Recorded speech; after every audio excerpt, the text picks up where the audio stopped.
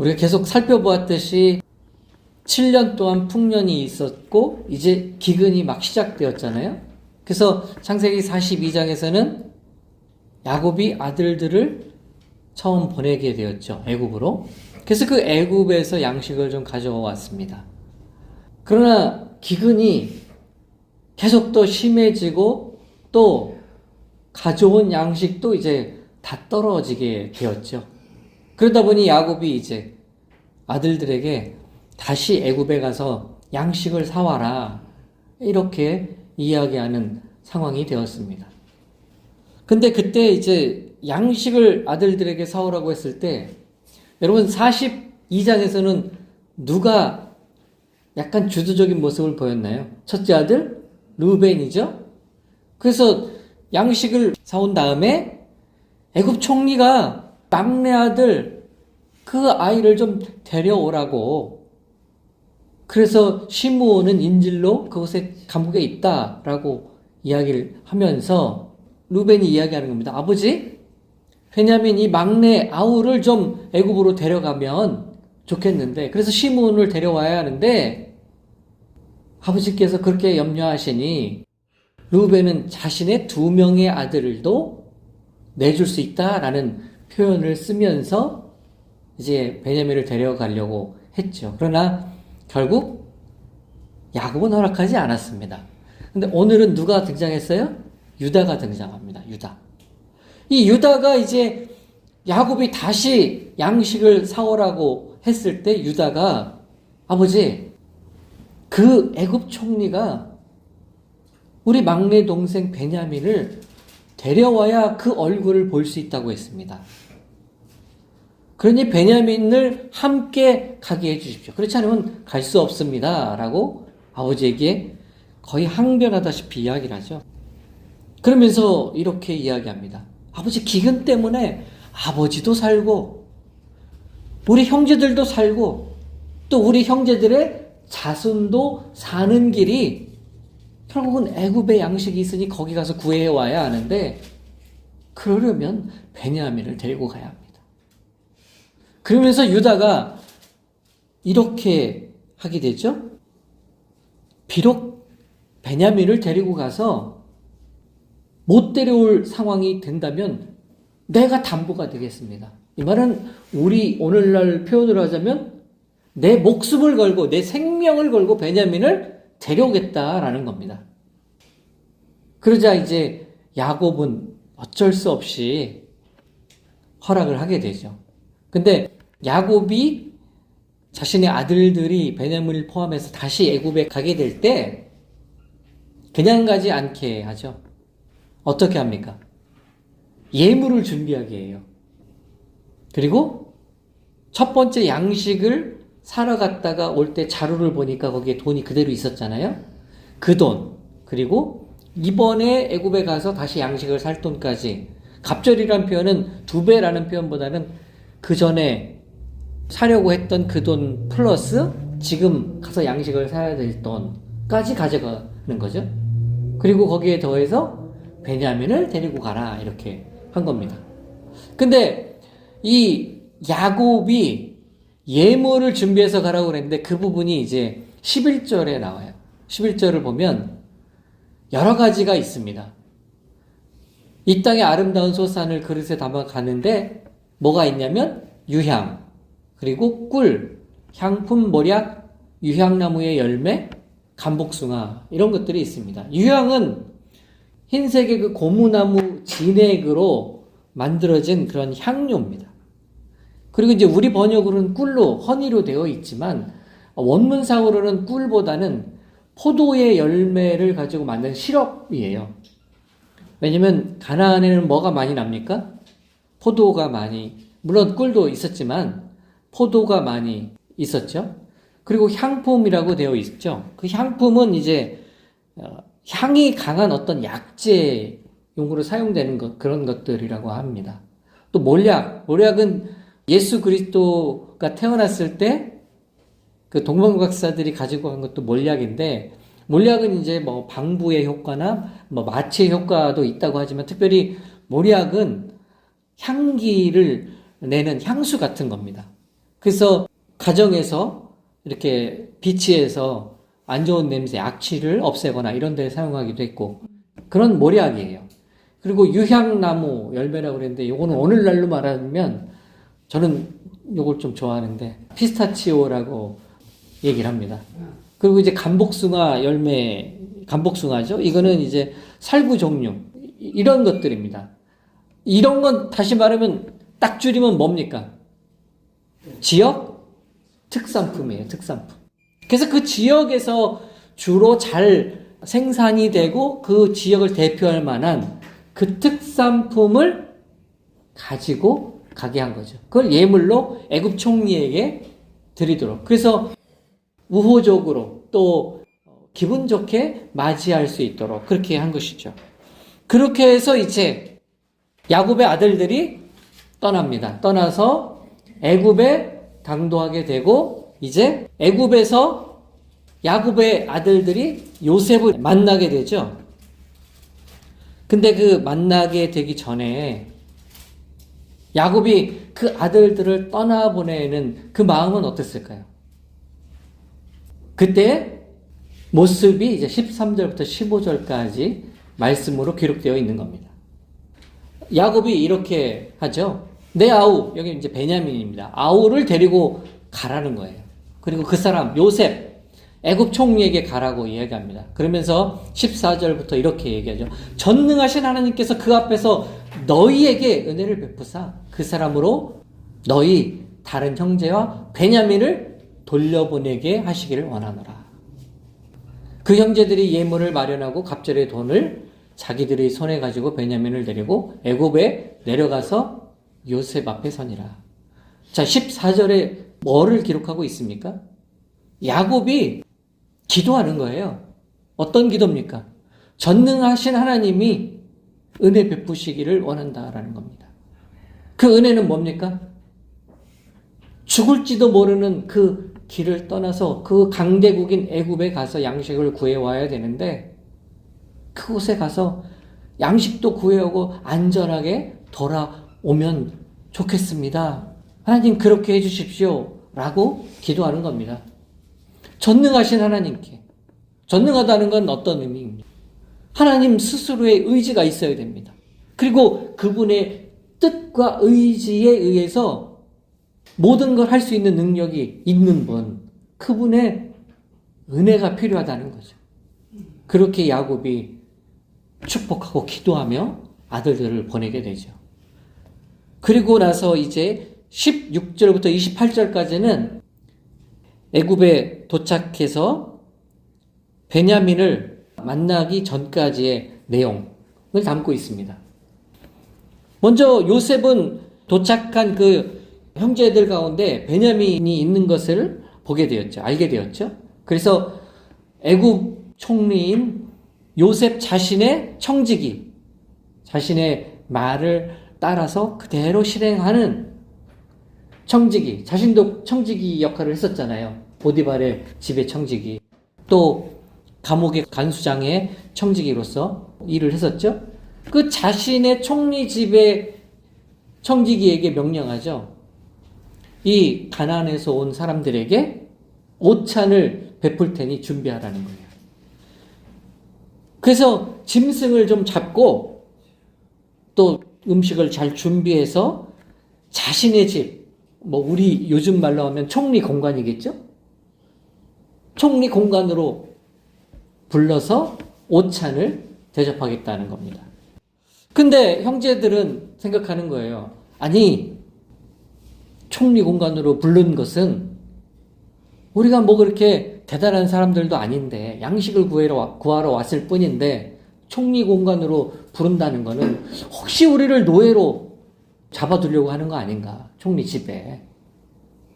또 우리가 양식을 가져가기 위해서 가나안에서부터 나귀를 가지고 왔는데 그 나귀들도 빼앗으려고 하는 게 아닌가 하는 의구심을 갖게 되었었습니다. 그래서 그 의구심 앞에 요셉의 청지기, 그 총리의 청지기에게 요셉의 집에 들어가기 전에 이야기를 하죠. 사실 지난번에 처음에 양식을 구하러 왔을 때 돈을 다 지불했지 않습니까? 그런데 돌아가다가 여관에서 보니까 우리 짐 자루에 우리가 지불했던 돈이 다 그대로 있었습니다. 혹시 그 일 때문에 본인들이 값을 치르지 않고 갔다라고 여겨서 아까 말씀드린 대로 나기도 빼앗고 노예로 삼으려고 하는 거 아닌가 하는 생각 때문에 그 사실을 이야기하게 되죠. 그랬더니 그 청지기가 전혀 그게 아닙니다. 그때 당신들이 지불한 건 다 내가 받았습니다. 청지기니까 이 요셉의 청지기가 대신해서 일을 처리했을 거 아닙니까? 그리고 사실은 돌아가는 그 형제들의 돈 자루에 돈을 도로 집어넣은 것도 이 청지기였죠. 그래서 이 청지기가 전혀 그런 게 아니다라고 이야기하면 오히려 발을 씻을 물을 내줍니다. 그리고 그때 애굽의 인질로 감옥에 갇혀있던 시므온, 그 시므온을 감옥에서 데려다가 형제들과 같이 요셉의 집으로 가게 한 거죠.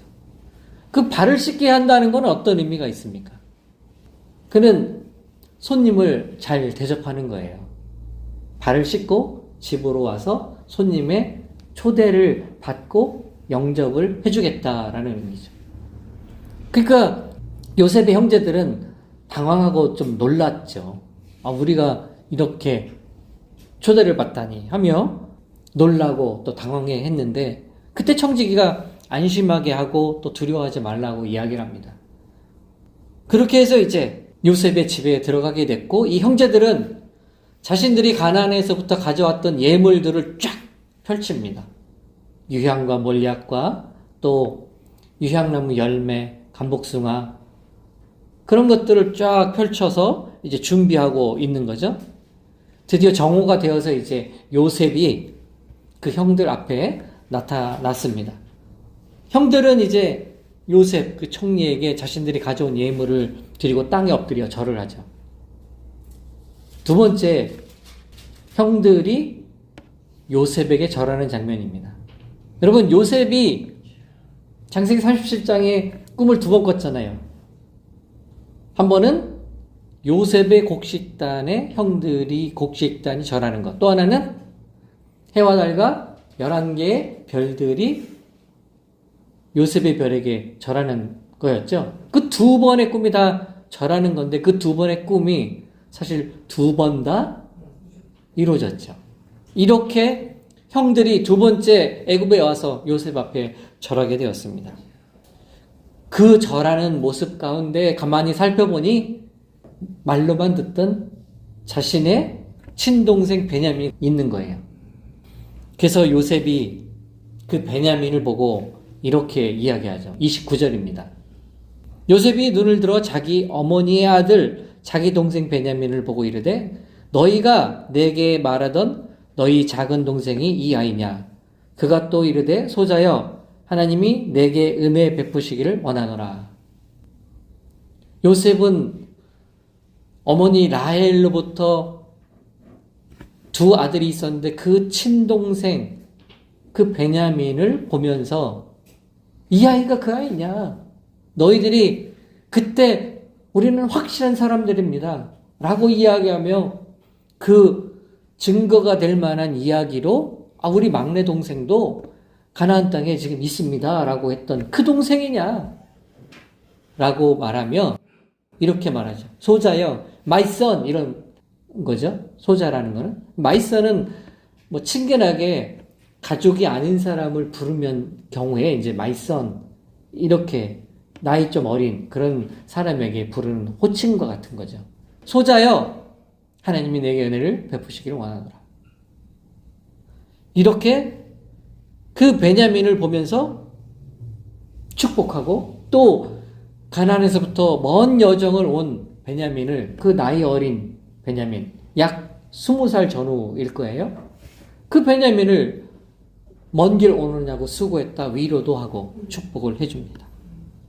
근데 갑자기 그 위로하던 중에 베냐민을 보며 요셉이 마음이 울컥했어요.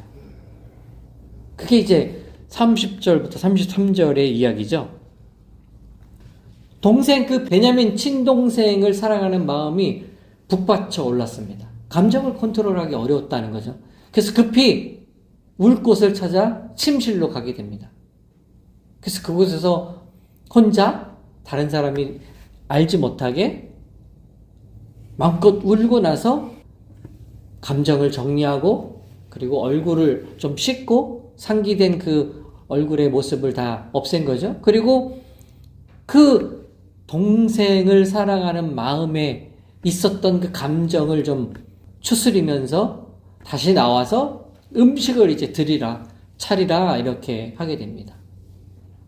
근데 형제들이 딱 와 있을 때 음식을 준비해서 내놓는데 먼저는 요셉의 상을 따로 차려줍니다. 가장 높은 지위에 있는 사람이니까 그럴 수 있겠죠. 그리고 그 다음엔 또 형제들의 상을 따로 차립니다. 그리고 또 그와 함께 먹는 애굽 사람에게도 상을 또 따로 차립니다. 그 이유는 이렇게 설명하고 있죠. 애굽 사람들은 여기는 히브리 사람과 같이 먹으면이라고 되어 있지만 이방인들과 같이 같은 상에서 먹는 것을 좋지 않게 여겼습니다. 그러니까 부정함을 입는다라고 표현되어 있는데 이 말은 그런 거예요. 그렇게 먹으면 좀 혐오스러운 행동을 한다라고 여기는 겁니다. 정상적이지 않다라는 이 애굽의 문화와 습관이 있었던 거죠. 그래서 상을 따로 차리게 되죠. 근데 이 상을 따로 차리는 가운데 한 가지 이상한 게 있죠. 요셉의 형들이 가만히 보니까 자신들의 상들을 딱 차려 내오는데 형제 나이 순서대로 딱 내오는 게 형제 순서대로 안 치고 상을 차려오는 거예요. 그거는 예를 들어서 형제가 뭐 한 2명이나 뭐 이렇다면 우연히 그럴 수도 있겠다 생각하지만 지금은 베냐민까지 하면 몇 명이에요? 11명이잖아요. 그 순서를 다 정확하게 맞춰서 안 치고 상을 각각 따로 차렸다라는 것은 상당히 의도가 있다라고 여겨질 만한 이상한 행동이었죠. 그는 형제들의 서열을 분명히 알고 있다라는 표시입니다. 그러나 그걸 이상하게 여기면서도 이제 베풀어진 음식이 있으니 형제들이 이제 식사를 하게 되죠. 그 식사를 하는 내용이 이제 34절입니다. 34절에 보면 이렇죠. 요셉이 자기 음식을 그들에게 주되 베냐민에게는 다른 사람보다 5배나 주매 그들이 마시며 요셉과 함께 즐거워하였더라. 요셉이 준비한 식사에서 요셉은 여기 보면은 뭐라고 되어 있습니까? 베냐민에게 다른 사람보다 5배를 더 주었다라고 기록하고 있습니다. 우리 이 번역에는 음식을 나눠주고 다른 사람보다 5배 줬다 이렇게 되어 있으니까 예를 들어서 다른 사람들은 이만큼씩 근데 음식을 주는데 베냐민은 5배니까 이만큼 줬다 이렇게 생각하기 쉽죠. 그러나 그런 게 아닙니다. 원문에는요 여기 음식을 주었다라는 것과 그 뒤에 다른 사람보다 5배를 주었다는 게 좀 구분이 되어 있는데 그 5배를 주었다라는 단어에 우리 번역에 생략되어 있는 식물을 5배 주었다라는 표현이 있어요. 식물이. 그 식물은 무엇일까 알 수 없습니다. 그러나 제가 생각해 보건대 그리고 우리가 이해하기 쉽게 좀 보면 다른 사람보다 5배의 식물을 준 것 예를 들면 인삼 같은 거라고 생각해요. 귀한 손님에게 인삼이나 혹은 산삼 이런 거를 대접해서 그들을 잘 환영하고 또 맞아준다는 의미를 표할 수 있겠죠. 근데 그 막내인 베냐민에게는 다른 사람들에게는 인삼을 한 뿌리씩 예를 들면 주었다면 베냐민에게는 5뿌리를 준 거예요. 그러니까 음식을 5배로 주었다는 게 아니라 뭔가 특정한 귀한 식물을 5배를 준 겁니다. 다른 사람보다. 그만큼 요셉은 베냐민을 더 사랑하는 마음이 컸죠. 물론 요셉이 나이가 아직 어리니까 예를 들어서 인삼 그런 거라면은 건강을 또 활력을 주는 식물이니 그 어린 아이가 먼 길을 왔으니 기력을 더 회복하고 또 요셉 자신이 더 사랑하는 마음을 담아서 더 건강하고 활기차게 되기를 바라는 마음으로 5배를 주었겠죠. 그러나 이제 어떤 분들은 이 5배를 준 것이 요셉이 형들을 테스트하기 위해 줬다라고 하는 분도 있어요. 그렇게 이야기하는 학자들도 있습니다. 왜 그러냐면 형들은 요셉을 시기했잖아요. 질투했잖아요. 그래서 그 당시에 베냐민은 아주 어렸고 시기와 질투 때문에 애굽에 가는 이스마엘 상인들에게 팔았죠. 그 시기 질투 때문에. 그래서 요셉이 이 형들이 아직도 그러한 시기 질투가 있는가 알아보고자 베냐민에게 5배의 식물을 더 주었다. 이렇게 생각해 볼 수 있다라고 하는 분들도 있습니다. 하지만 우리 본문도 그렇고 제 생각도 그렇습니다. 그런 시기 질투보다는 더 사랑하는 마음이 컸기 때문에 요셉이 베냐민을 사랑하고 아끼는 마음이 컸기 때문에 5배를 주었던 거라고 생각합니다. 그래서 요셉은 어떤 말을 합니까? 그 베냐민을 보자마자 이 아이가 그 아이냐? 너희가 그렇게 확실하다고 이야기하며 증거 삼을 만한 사람으로 내세웠던 그 막내 아이 베냐민이 맞냐? 라고 이야기하며 처음 한 것이 하나님이 은혜 베풀어 주시기를 원한다라고 축복하는 거였죠. 오늘은 저희들이 2번째로 애굽에 양식을 구하러 온 이 가나안에서부터 온 요셉의 형제들, 야곱의 아들들의 모습을 살펴보았습니다. 여기에서 이제 요셉과 베냐민의 만남이 성사가 되었습니다. 그런데 14절을 보면 이렇게 말씀하고 있죠. 내가 자식을 잃게 되면 이르리로다. 여기 잃는다라는 표현은요, 죽는다라는 표현이죠. 그러나 그 죽는다는 표현에 좀 더 나아가서 야곱의 입장에서의 이 표현은 어떤 의미냐면 내가 자식이 죽어서 유족이 되면 그냥 유족이 되겠다 하는 말입니다. 그러니까 자식들이 죽게 되면 죽는 것을 그대로 받아들인다라는 의미예요. 사실 자식을 먼저 떠나보내는 그 아픔과 슬픔은 굉장히 상상하기 어렵죠. 그거를 받아들인다는 거예요. 그 유족이 되겠다는 겁니다. 그러면 이 표현이 야곱이 자식들을 포기한다는 거일까요? 나는 자식들을 포기하는 거니까 그래 죽으면 죽는 거지 뭐 그러고 애굽으로 보냈다는 표현일까요? 그렇지 않습니다. 여러분 이 표현은요 하나님을 절대적으로 믿고 있다는 고백입니다. 신뢰한다는 거예요. 그러니까 다시 말하면 내가 자식을 잃게 되면 이르리로다. 하나님께 맡긴다는 겁니다. 그 절대적인 신뢰와 믿음의 고백이에요. 여러분 그 고백을 한 사람 기억하고 있죠, 우리가. 에스더서 4장 16절을 보면 에스더가 자신의 민족을 구원하기 위해 왕 아하수에로 왕 앞에 나아갈 때 왕이 귀를 내밀지 않았을 때 일지라도 내가 죽으면 죽으리이다 하며 왕에게 나가겠다는 겁니다. 이건 난 죽어도 된다는 말이 아니잖아요. 나는 하나님만 의지하고 나가겠다는 결단이고 신뢰를 표현한 겁니다. 하나님을 향한 믿음의 선포입니다. 그 야곱의 기도가 어떻게 이루어집니까? 29절에 보면 My son, 소사야, 하나님이 내게 은혜를 베푸시기를 원하노라. 이 요셉의 또 축복으로 야곱의 기도가 이루어지지 않습니까? 요셉이 야곱과 서로 말을 맞춘 것처럼 혹시 전화통화라도 한 것처럼 똑같은 축복을 합니다. 하나님의 은혜를 베풀어 주시기를 원한다. 물론 야곱은 모든 자식들이 다 돌아오기를 바라고 있죠. 특별히 베냐민을 언급하면서. 더 살아가는 그 베냐민에 대해서 반드시 하나님이 은혜를 베풀어 주셔서 하나님 인도하신 가운데 그분의 섭리 가운데 그분을 전적으로 신뢰하고 그분을 전적으로 믿는 결단 가운데 애굽으로 보낸다라는 겁니다. 그리고 요셉 그 애굽 총리와 오찬 가운데 함께 나누고 즐기는 음식을 나누는 그런 시간을 갖는 축복이 있게 되었죠. 그리고 더군다나 야곱이 그토록 걱정했던 베냐민은 5배 더 많은, 다른 사람보다 더 5배 많은 축복을 받게 되었습니다.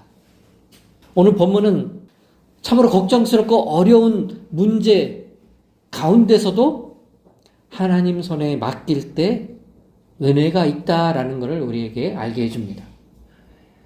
사랑하는 성도 여러분, 왜 그렇습니까? 왜 하나님께 맡기는 게 은혜가 됩니까? 그것은 내가 갖고 있는 뜻보다 하나님 뜻이 크기 때문입니다. 그거는 내가 생각해서 하는 것보다 하나님이 해결하시는 게 확실하고 더 큰 축복의 길이기 때문이에요. 그래서 하나님 손길에 맡길 때 하나님께서 하시는 일을 우리는 보아 알 수 있는 것입니다. 성도 여러분, 힘을 내시기 바랍니다. 우리 구주 예수 그리스도께서 저와 여러분의 손을 잡고 계시지 않습니까? 우리 주님이 함께 한다면 역경이 있더라도 혹시 해결되지 않는, 그야말로 내 능력으로 아무리 애써도 해결되지 않는 그런 일이, 내가 아무리 머리를 쓰고 애를 써도 진행되지 않는 일이 있더라도 다 이길 수 있다, 다 된다 라는 믿음으로 사는 우리가 되기를 소망합니다. 이번 한 주를 보내며 저와 여러분에게 주의 은혜가 충만하기를 간절히 바랍니다. 그래서 우리가 생각한 것보다도 5배나 더 많은 하나님의 축복이, 그 하나님의 인도하심이 우리를 한 발 앞서 행하시는 하나님께서 미리 준비해 놓고 마음껏 축복하신다는 우리의 확신으로 이 한 주를 살게 되기를 우리 주 예수 그리스도 이름으로 축복합니다. 아멘. 기도하겠습니다.